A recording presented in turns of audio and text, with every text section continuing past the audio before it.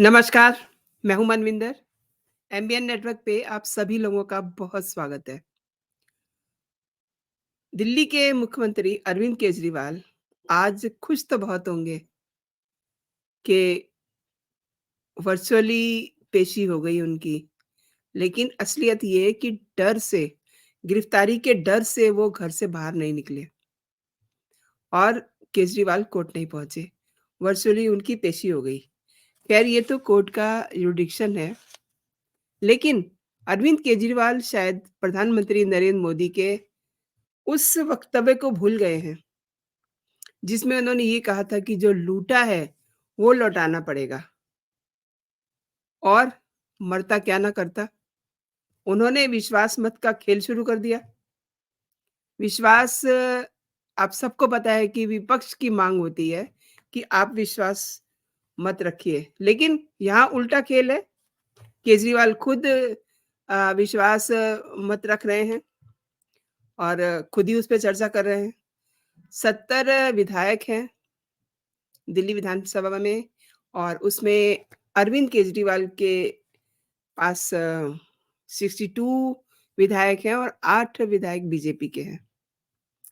तो जो खबरें आ रही हैं उसमें बीजेपी के विधायकों की तरफ से कोई ऐसी डिमांड नहीं थी और 8 विधायक क्या डिमांड करेंगे? उनमें से भी कल 7 लोगों को बाहर कर दिया था, जो नेता विपक्ष थे। वो केवल इस समय मौजूद है विधानसभा में। इसका ये जो खेल इन्होंने खेला है ना, इसको आप पहले समझिए।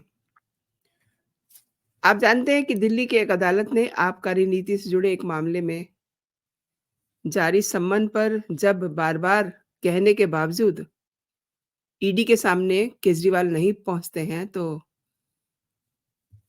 कोर्ट में जाता है ईडी और उसके बाद कोर्ट में 17 तारीख लगती है, यानी कि आज उन्हें कोर्ट के सामने पेश होना था। और अदालत ने क्या कहा था आप गौर करिए, अंडरलाइन करिए इसे। अदालत ने ये कहा था कि केजरीवाल कानूनी रूप से बाध्य हैं पेशी के लिए।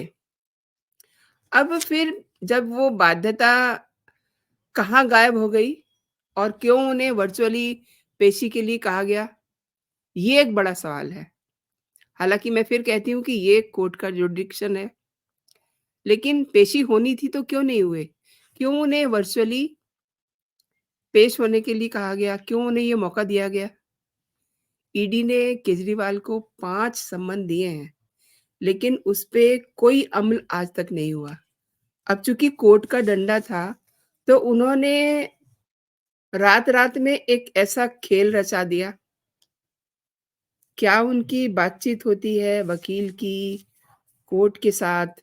क्या उन्होंने वहाँ पर रिप्रेजेंटेशन रखा कि कोर्ट उनकी बात से पसीज जाते हैं? कई बार तो बहुत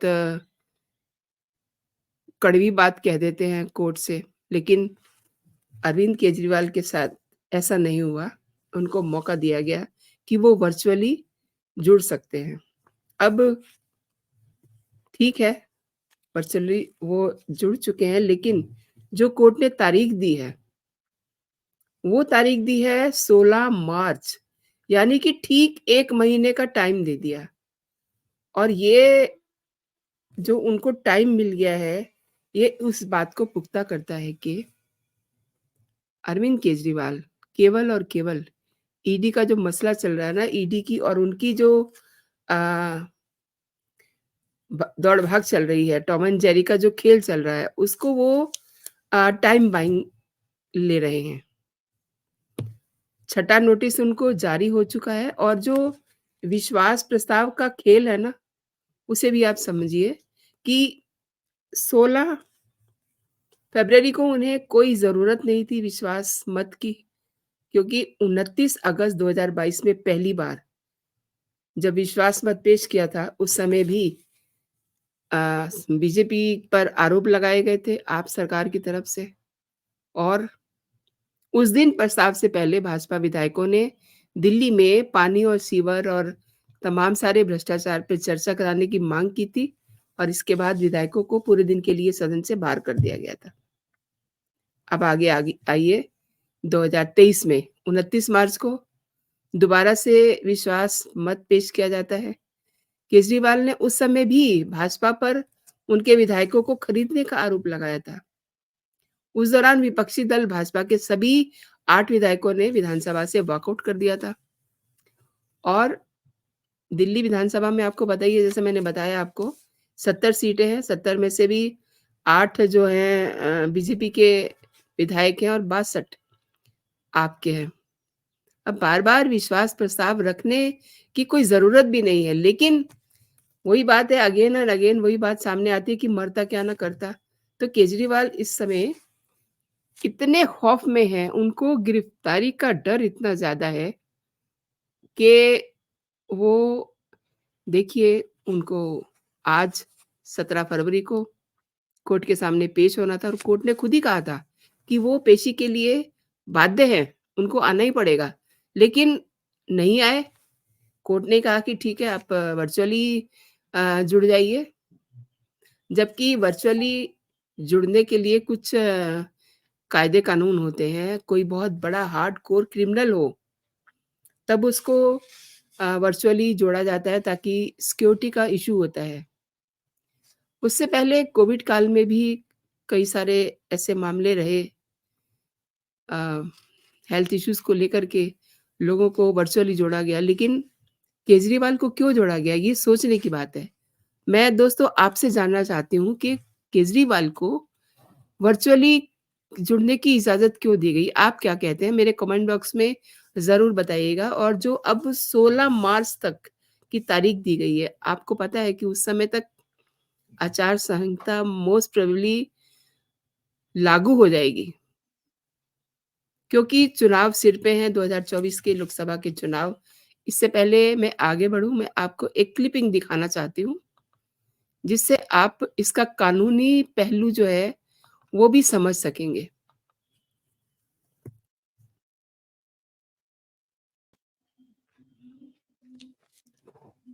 सर, केजरीवाल के बारे में मैं आपसे जानना चाह रही थी कि केजरीवाल को आज कोर्ट में पर्सनली पेश होना था, लेकिन ऑल ऑफ सडन मतलब रात-रात में ऐसा क्या हुआ कि उनको परमिट कर दिया गया कि वो वर्चुअली पेश हों?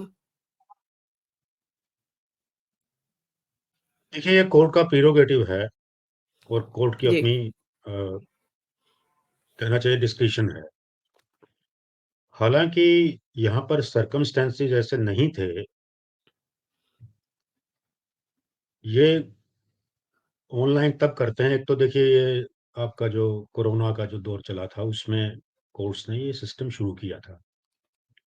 इसके अलावा जो हार्डकोर क्रिमिनल्स हैं, जो जेल में बंद हैं और जिनको हुँ। वहाँ से कोर्ट तक लेके आने में बड़े सिक्योरिटी हैज़ार्ड्स हैं, सुरक्षा का बड़ा खतरा होता है। वैसे हालात में ये ऑनलाइन उनकी अपीयरेंस कोर्ट जो है एक्सेप्ट करती है। लेकिन केजरीवाल जी ने इसका ग्राउंड मैं समझता हूँ यही बनाया होगा कि विधानसभा का सत्र उन्होंने बुला लिया और उसमें भी इन्होंने अपनी तरफ से वोट ऑफ कॉन्फिडेंस, तो ये कारण से उन्होंने कहा हुआ कोर्ट को साहब मैं तो बिजी हूँ ये और ये मेरी लेजिस्लेटिव ड्यूटी है, ये मेरा वैधानिक कर्तव्य है, आखिर मैं एमएलए हूँ, मैं मुख्यमंत्री हूँ और जब मेरी ही सरकार का वहाँ पे वोट ऑफ कॉन्फिडेंस की चर्चा होनी है, तो मेरा रहना आवश्यक है। अब इतने बड़े कारण बता दिए गए कि कोर्ट के पास शायद और कोई ऑप्शन भी नहीं था, क्योंकि कोर्ट अनरीज़नेबल नहीं हो सकती।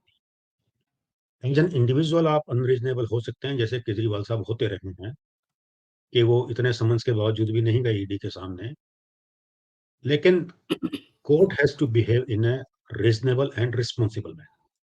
तो मैं समझता हूँ ये इसी चीज़ को मद्देनज़र रखते हुए उन्होंने इनको ये छूट दी होगी। जी, दूसरा मैं ये जानना चाह रही थी कि अब जैसे 1 महीने की इनको तारीख दे दी है, तारीख तो ये 17 के बाद 18 की भी दे सकते थे, क्योंकि 19 को ईडी का सम्मन है और जी। इस इन दिस वे आपको नहीं लगता कि केजरीवाल ने एक ऐसा मैसेज दे दिया है कि वो तो कोर्ट में भी नहीं पहुँचे हैं, तो ईडी के पास तो जाने का सवाल ही नहीं है। तो इट मीन्स ये भी है कि 19 का जो सम्मन है, उसको ये फिर से इग्नोर करेंगे। क्या कहते हैं आप? देखिए, कोर्ट की तारीख कौन-सी है, इस बात को आप एक तरफ रख दें, तब भी केजरीवाल का जो रिकॉर्ड अब तक रहा है इस केस में, उसमें तो संभावना यही थी कि अब भी नहीं जाएँगे। और सच तो ये है कि ईडी को भी संभवतः ये लगता क्या, मुझे तो लगता है कि उनको ये यकीन है कि केजरीवाल साहब नहीं आएँगे। क्योंकि यदि उन्हें उम्मीद होती कि आ जाएँगे उनके समन्स पे, तो फिर वो राउज एवेन्यू कोर्ट में नहीं जाते उनके खिलाफ, सीआरपीसी में उनके खिलाफ वो केस दायर नहीं करते, सेक्शन 174 का, जिसकी आज तारीख थी और ये नहीं गए। जी। तो इनका जो रवैया है, वो ये पेशी से बच रहे हैं, बचते आए हैं। आगे ये अपनी मर्ज़ी से पेश होंगे, इस बात की संभावना नहीं लगती। अलबत्ता जब जाएँगे तो मुझे लगता है कि कोर्ट के आदेश पे ही जाएँगे। कोर्ट में जो सुनवाई होनी थी, उनको इस बार ये रिलीफ मिल गया है और अब आगे वो कब जाएँगे, वो लेट अस सी कि कोर्ट फिर क्या उस पर एक्शन लेती है अगली तारीख पर। वन मोर थिंग, जो कोर्ट ने तारीख दी है, वो दी है 16 मार्च। और जी, जो संभावनाएँ बन रही हैं, वो ये है कि तब तक आचार संहिता शायद से जी। लागू कर दी जाएगी और ऐसे में हुँ।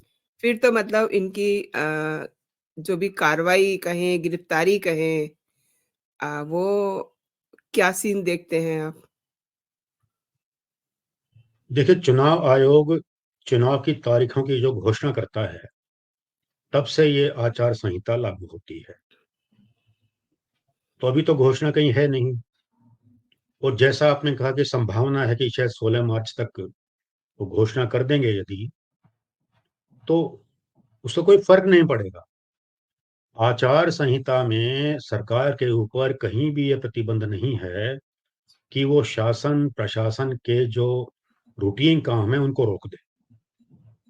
वहाँ पे मंत्रियों को सरकार के जो दूसरे ऑर्गन्स हैं, उन पर ये प्रतिबंध ज़रूर है कि वो ऐसे कोई प्रोजेक्ट ना करें, ऐसे वादे ना करें कि भई हम आपकी सड़क बना देंगे, हम आपका ये काम कर देंगे, फलाना कर देंगे, चाहे वो सार्वजनिक हित का ही क्यों ना दिखता हो। आचार संहिता के दौर में उस तरह के वादे करने पर तो प्रतिबंध है, लेकिन ये तो एक जो सीआरपीसी की कार्रवाई है, कानूनी प्रक्रिया है, ये किसी तरह से बाधित नहीं होता है। तो अगर ये अगर ऐसा सोच भी रहे हैं, तो मैं नहीं समझता इसका न इनको कोई फ़ायदा मिलने वाला है। नहीं, नहीं, आप इसको राजनीतिक परिप्रेक्ष्य में देखें ना कि अगर चुनाव के आचार संहिता लगी हुई है, चुनाव सिर पे हैं, इनके ऊपर कोई कार्रवाई होती है, तो ये तो अपना जो है जूता-चप्पल फेंकना शुरू कर देंगे, सिम्पैथी गेन करने के लिए। तो ये बात तो सबको समझ ये में आ ऐसा है चुकी है। जी। हाँ, देखिए ऐसा है कि राजनैतिक तौर पे ये भुनाने का प्रयास करेंगे, इसमें तो कोई शक है ही नहीं।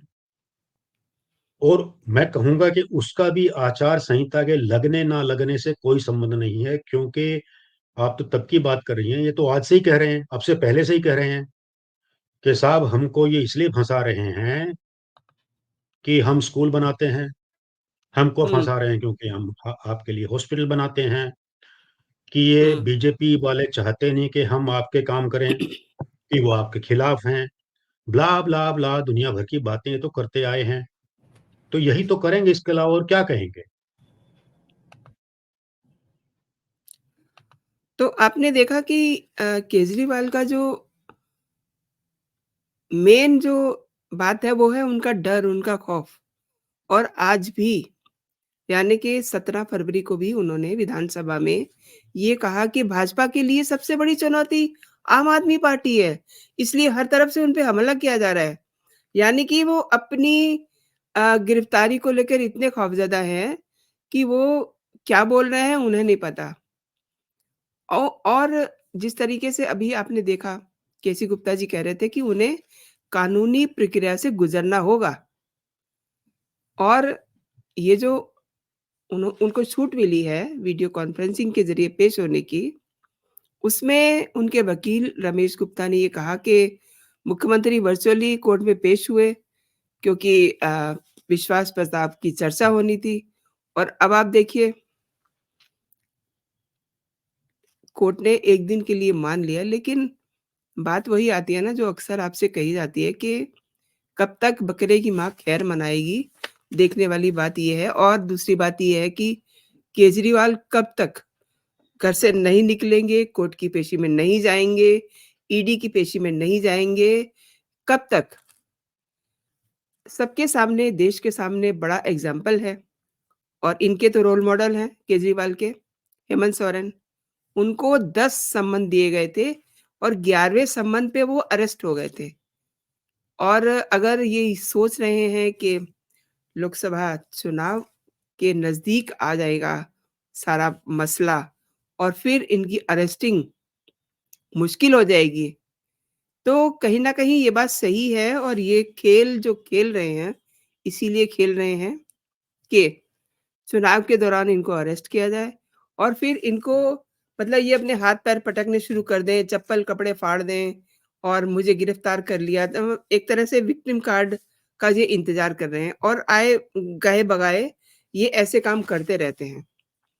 इसलिए ये लिंगर ऑन कर रहे हैं लेकिन अभी बहुत कुछ बाकी है कोर्ट के पास, ईडी के पास इनकी गिरफ्तारी के लिए।